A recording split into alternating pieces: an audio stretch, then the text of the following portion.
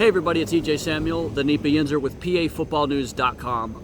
You'll see behind me the cemetery and probably off to the corner, because I'm really bad at camera stuff, that we are at Dunmore High School. That's right, not seeing a Dunmore game. We will talk about the scheduling issues that are going to come up, but I am here to see Scranton Prep play Scranton. Now, Scranton Prep does play here as well. They used to play at Scranton Stadium. They do not anymore. We've talked about this. You've seen this before. They've been here. So allow me to take you on my walk across the street as we go into this stadium. This is a neat little stadium here on the Varsity Venture Tour. I have been waiting to cover Scranton Prep, and boy, they were off to a rough start. They played a bunch of teams that were out of town. Loyola Blakefield from Maryland. They played Canisius from, I believe, Buffalo, New York, or something like that. And here we are, finally. Well, it seems they've gotten themselves back on track. They came back and beat Delaware Valley, which is no slouch, and I think this is going to be a pretty good game. Scranton, on the other hand, has completely fallen apart. I don't know what's going on. They were supposed to be, like, pretty darn good, like 6-7 wins in the playoffs, one of those sneaky knock-your-block-off teams. They just aren't right now. So we're going to see, because this isn't a slouch really for Prep either, because they also have to, you got to finish the games, and I think that's what they struggled with last week. They didn't. They did not struggle at all. So let's see if they can keep that going. Lots of storylines. We'll talk once we get in there, but this is it. All right, ladies and gentlemen, we are officially in. Now, you know what's really cool about this stadium? So you have a little bit of like a path down here, and beyond these trees, you can see the lights and hear them humming. Like the stadium's back in here, the school's down that way. Lots of like practice fields and all stuff. And there's a really cool cemetery over there. I don't know if you can see it, but it's really neat, man. I love going down this path. I've walked this multiple times. Back when I was in marching band, we used to march the Dunmore Cavalcade, which was one of the most prestigious cavalcades in the area. Dunmore would host one, Western Wayne would host one, Valley West would host one at some certain points. And here we are now. This is such a cool stadium. Let me show you some of the cool quirks around here. Like, if we go over here, let's go over here. We got people walking around. It's all the Prep kids. Go under here. Like, not a lot of stadiums. You don't see a lot of this. It's really neat. You can go up here, all that other fun stuff. I'm gonna go up in the press box, say hi, take some pictures. And Prep and Dunmore both have just been so great to us. They've just been so wonderful. So you go under here. A lot of kids hang out under here. Go up here. Look at this. Go up these steps, and just like that, there's the field. I love the layout here. Everything is great. And again, Prep and Dunmore have just been so great to us. So let's go up to the press box now. Tonight, the Scranton I never have a problem. To the Scranton Knights Never have a problem. They're great. Mr. Terry Gallagher is head coach of the Cavaliers. Full press box. Time to go on the field now. Head coach of the Knights. This should be fun. Okay, let's just be real here. This is a neat stadium for a multitude of reasons. Cool, historic. Not a lot of them have a track around them in District 2 either. That's kind of neat. But I think one of the big things that I wanted to highlight, look over here. This is so cool. Go over here. They have all this cool stuff, and we'll talk about the statue in a second. Got a snack stand over here. I just love the woods. Look at the woods back in here. It's neat. See up over here. And on this away side, it's still really, you don't feel like you're away from the action on some of the stadiums. Like, see? Like, you're still close to the field. Now look at this. See, like, it's like there's like a gap here because of the track, but like, even then, look. This is the away side. And back in here is a cemetery.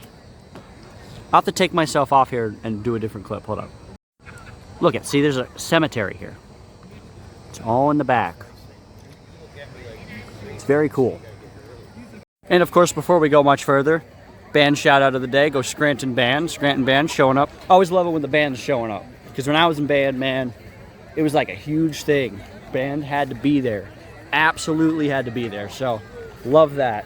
Love all of that. Something very, very interesting and quick that I wanted to bring up before this game starts. This game might get chippy. As Scranton was running out of their tunnel, it looked like they were jawing at Scranton Prep, and Scranton Prep was bickering back. This could be ugly, it could be fine, I don't know. But having seen that, I have every reason to believe that this is going to be a pretty darn good game. Who knows, though? Whose one stripes and bright stars through the perilous fight.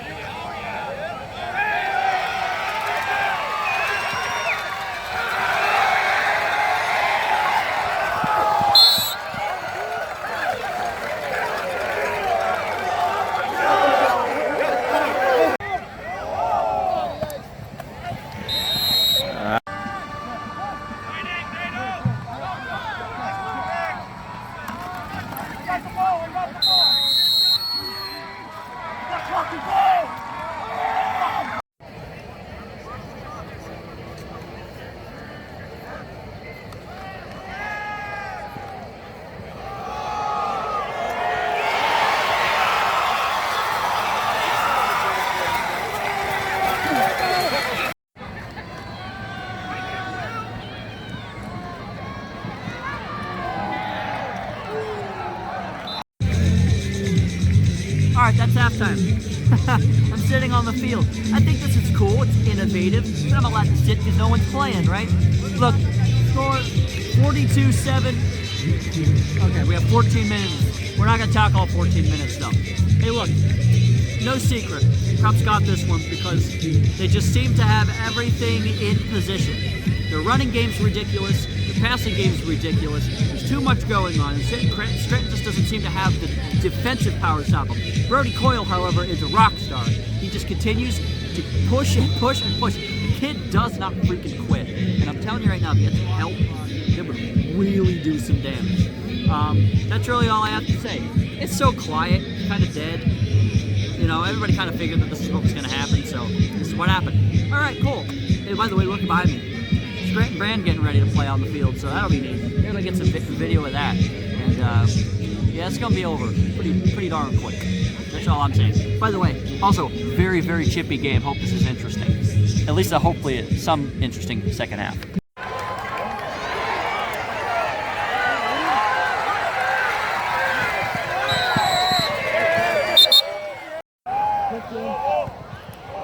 All right, come on, Abe.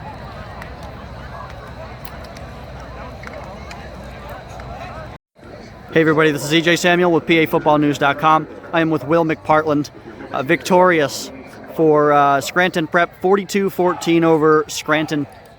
Got off to a quick start. I mean, right off the bat, you go up 7-14, 21-0 already. And, I mean, explain how that helps you. Obviously, it helps to be ahead, but a little deeper, how does that help you and comes out for a win here? Yeah, it's just a confidence boost. You just got to keep the momentum going. And when you get up like that, you know, it's hard to dig yourself back into a hole, but, you know, we stayed ahead and we played pretty well and we finished it out. Okay, guys, that's it. Final score 42-14 in favor of Scranton Prep. I'm going to look to get off the field here, but I'm going to go the long way because I want to show you the statue that I was talking about earlier. It's a really neat place. I like Dunmore because, first of all, it is a very, I guess we'll call it historical place. It's a very media-friendly place. By the way, I want to let you know, I got a chance to talk to Brody Coyle. He was the losing quarterback here, but That kid knows how to ball, dude. And he just continues to push, and he doesn't quit. And I just love that about Brody Coyle. So just positives for Scranton. They got a hell of a quarterback. All right, let's go over here. I want to show you the statue just before I leave, because I got to go get some food and get home. It's been a long day for me. Fridays normally are. Let's go over here, show you this statue. This is the Jack Henzis statue, which we will see again because I'm going to try and come back around. It's the Jack Henzis statue. He is probably one of the best coaches ever in District 2. Look at this. 413 wins. Coached all the way up to 2019 and was fantastic. So, always cool with the statue. And we're walking out now. We're underneath those bleachers I was showing you. And, yeah. So listen, I wanted to quick bring something up. Scheduling changes. Yeah. So you'll notice that I posted my schedule way back in the beginning before the season started. And it's kind of important because I was supposed to come back here to do Dunmore and Lakeland next week. And of course, if for all of you who've been following the tour, right, you know that I'm kind of really on here, right? But unfortunately, unforeseen circumstances have shown up, and I am unfortunately, at least as of right now, going to have to drop the game and not cover a game this upcoming Friday. Now, I want to come back to Dunmore. A couple of games in my up ahead schedule look a little flaky, at least right now. I'll have to wait and see, but as of right now, I'm not covering a game next week, even though I wanted to be back here. Dunmore, I promise I will find a way to make it up to you, whether that be a playoff game or whatever. I will figure it out. But yes, we will continue. I will have the Pittston area game 2 weeks from now. That's when we are going to be continuing. I'm hoping that works for you guys. But and who knows? I might end up flaking out of everything and then just coming back here. But as of right now, unforeseen circumstances are pushing me to not cover. But we'll figure it out. That being said, like I said, as of right now, I will be continuing 2 weeks from now at Pittston area. Should be a fun one. Pretty sure it's Wilkes-Barre that they're playing. I forget, but I know that it's at Pittston. All right, dude, shut your mouth. Anyway, I gotta go. That's my cue to leave. Bye.